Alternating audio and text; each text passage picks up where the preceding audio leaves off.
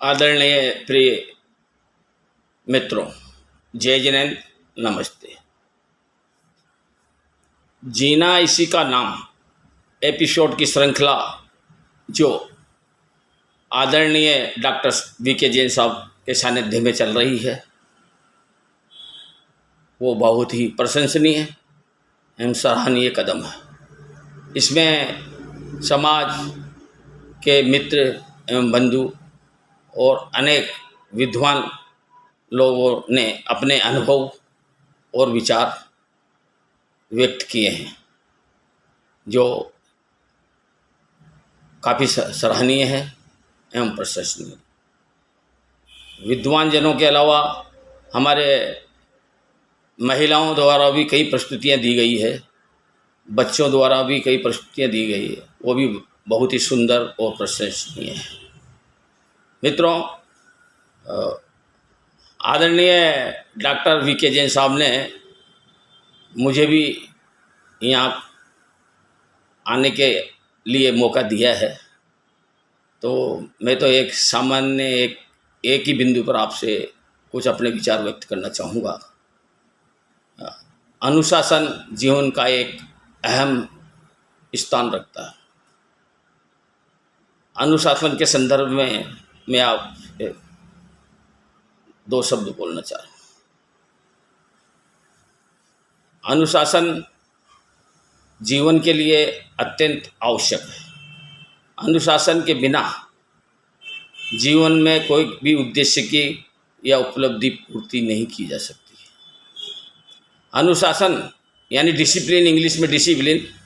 अनुशासन दो शब्दों से, हिंदी से दो शब्दों से बना है, अनु प्लस शासन। अनु को उपसर्ग कहा गया है, यानी नियमों के तहत शासन, यानी आज्ञाकारी बनकर आप जो भी कर्म करोगे उसे अनुशासन करो। नियमों के तहत और टाइम मैनेजमेंट के साथ कार्य करेंगे और जिसमें अपने उद्देश्य निहित होंगे, तभी हम लोग उपलब्धियां प्राप्त कर सकते हैं।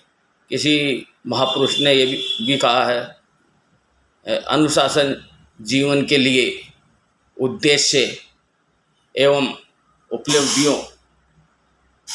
के लिए एक सेतु का कार्य करता है। बिल्कुल एक सेतु का ही कार्य करता है, इसमें कोई संदेह नहीं। यदि आपके जीवन में आपने अनुशासन को अपनाया है तो निश्चित तौर पर आप सफलता की ऊंचाइयों पर पहुंचेंगे निसंदेह। अनुशासन को भी दो तरह से बताया गया है, एक आंतरिक अनुशासन, एक बाहरी अनुशासन। आंतरिक अनुशासन एक मौलिक अनुशासन है, नैतिक अनुशासन है। बाहरी अनुशासन एक दिखा हुआ है। इसलिए अपने को एक मौलिक अनुशासन और नैतिक अनुशासन पर ही जोर देना है। हम शुरुआत करते हैं बच्चों से। अनुशासन बच्चों को सिखाना अत्यंत आवश्यक है। यदि हम शुरुआत से ही बच्चों के जन्म के 3-4 साल के पश्चात ही उन्हें अनुशासन में रहने की सीख देंगे, तो उनको आगे जीवन में किसी तरह की कोई कठिनाई आने वाली नहीं। उनको जीवन एक सरल और सुगम लगेगा, उनको अच्छे संस्कार मिलेंगे, उनको एक अच्छी चीज़ें सीखने को मिलेगी, उनका आचरण अच्छा रहेगा। तो उनको प्रशिक्षित इस तरह से किया जाए कि वो जीवन भर अनुशासन में रहते अपने कर्म क्षेत्र, अपने धर्म क्षेत्र, अपने पारिवारिक क्षेत्र में अवश्य सफल होंगे। विशेष तौर पर मैं युवा वर्ग से अपील करना चाहूँगा कि वो अनुशासन के बारे में अवश्य सोचें और अपने बच्चों को या स्वयं को अनुशासित बनाने का प्रयास करें। यदि अनुशासन से जीवन में उपलब्धियां मिलती है, अपने उद्देश्य पूरे होते हैं, तो उसको अपनाने में कोई हर्ज नहीं है। मित्रों, अनुशासन आपको आज्ञाकारी बनाता है। कार्य को करने का एक सरल और सुगम साधन है ये। बच्चों में अच्छे संस्कार पैदा करता है, कार्य को समय करने की सीख देता है, टाइम मैनेजमेंट को बनाता है, तो उससे एक सर्वांगीण विकास होता है। व्यक्ति का एक सर्वांगीण विकास सुनिश्चित है। यदि जीवन में अनुशासन नहीं है, जीवन आलस्य से भरा हुआ है, तो वो व्यक्ति जीवन में सफलता हासिल नहीं कर सकता, किसी तरह की कोई उपलब्धि प्राप्त नहीं करेगा। अनुशासन ऐसा नहीं है कि आपको केवल कर्म क्षेत्र में ही रखना है। अनुशासन आपके पारिवारिक जीवन में भी रखना है, सामाजिक जीवन में भी रखना है, और धार्मिक जीवन में भी रखना है, और देश के लिए भी रखना है। पारिवारिक जीवन में परिवार पूरा आता है, जिसमें आप बच्चों को अच्छी सीख दे सकते हैं, प्रेरणा दे सकते हैं कि आपको समय पे उठना है, समय पे जागना है, समय पे आपको धर्म आराधना करनी है, समय पे स्वाध्याय करना है, समय पे योगा करना है, समय पे आपको जॉगिंग मॉर्निंग वॉक करना है, तो आप स्वस्थ भी रहेंगे।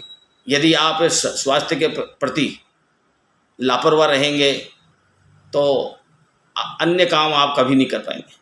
जब शरीर ही आपका साथ नहीं देगा तो अन्य काम किसी भी कीमत पर नहीं कर पाएंगे। इसलिए अनुशासन में शरीर का भी एक बहुत महत्वपूर्ण स्थान है। शरीर के बारे में भी आपको सोचना होगा। शरीर के बारे में सोचते हुए सबसे पहला काम तो शारीरिक स्वास्थ्य ही है। अगर आपका स्वास्थ्य सही है तो आप हर जगह फिट हो। स्वास्थ्य में आप में निर्बल बन चुका है या निर्बल बना रहे हो, आप आलसी बन रहे हो, तो आप आगे किसी कीमत पर नहीं बढ़ने वाले। इसलिए मेरा तो सभी से अपील ये करता हूँ मैं, और सबसे विनम्र निवेदन है मेरा कि सभी लोग अपने स्वास्थ्य के प्रति अनुशासन में रहते हुए सचेत रहे। चाहे आप आधा घंटे ही मॉर्निंग वॉक करें, योगा करें, हाँ, उसके पश्चात आप स्वाध्याय करें, सामायिक करें, मंदिर जाएं, हाँ, ये जो भी आपके जो भी आप जिनको भी मानते हैं परम पिता परमेश्वर को, उसकी साधना करें, आराधना करें। उसके बाद अपने कर्म क्षेत्र में भी आपका टाइम टेबल बिल्कुल सुनिश्चित होना चाहिए कि आपको समय पे जाना है, समय पे आना है, समय पे काम करना है। इसी तरह सामाजिक क्षेत्र में भी यदि आपको कोई जिम्मेदारी दी गई है, उत्तरदायित्व दिया गया है, तो टाइम मैनेजमेंट के हिसाब से